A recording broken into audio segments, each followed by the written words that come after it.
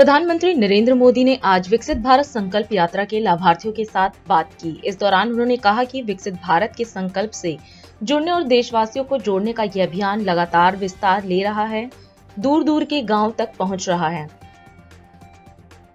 जम्मू पहुंचे रक्षा मंत्री राजनाथ सिंह ने क्षेत्र में आतंकवादी हमले के कुछ दिनों बाद वहां की जमीनी स्थिति की समीक्षा करने के लिए आज राजौरी का दौरा किया, जिसमें 2 कैप्टन सहित 4 सैन्यकर्मी की मौत हो गई थी। आतंकी हमले के बाद इलाके में 3 नागरिकों की भी मौत हो गई थी।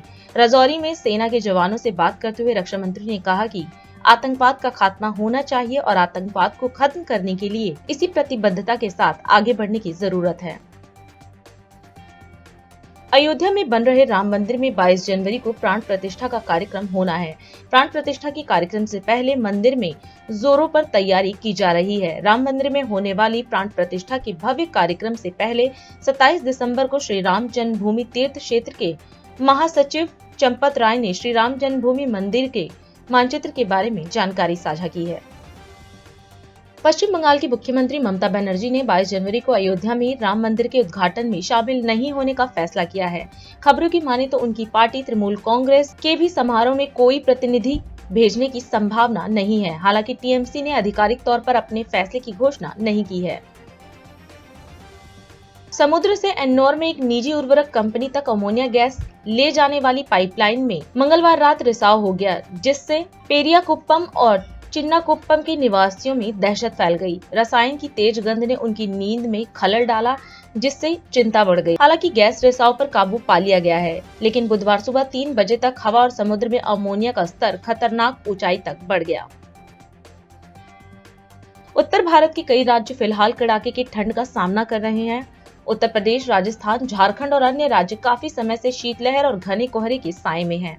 भारतीय मौसम विज्ञान विभाग ने तापमान के कारण लोगों के स्वास्थ्य पर संभावित प्रभाव की चेतावनी दी है।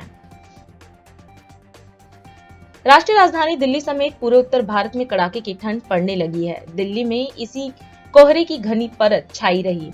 27 दिसंबर यानी बुधवार को कोहरे के कारण विजिबिलिटी 0 पर पहुंच गई। कोहरे की मोटी चादर के कारण सड़क, रेल और हवाई यातायात बुरी तरह से प्रभावित हुआ है।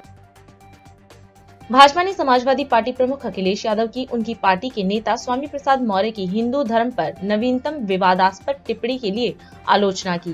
पार्टी के एक सांसद ने मौर्य की टिप्पणी के लिए अखिलेश यादव के खिलाफ मामला दर्ज करने की भी मांग की।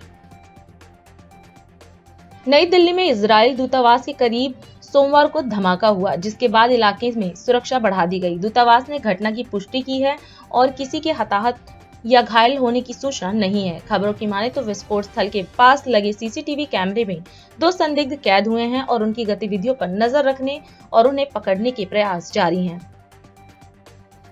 केंद्रीय गृह मंत्री अमित शाह ने कहा कि नागरिकता अधिनियम देश का कानून है और कोई भी इसके कार्यान्वयन को रोक नहीं सकता। शाह ने पश्चिम बंगाल की मुख्यमंत्री ममता बनर्जी पर इस मुद्दे पर लोगों को गुमराह करने का भी आरोप लगाया।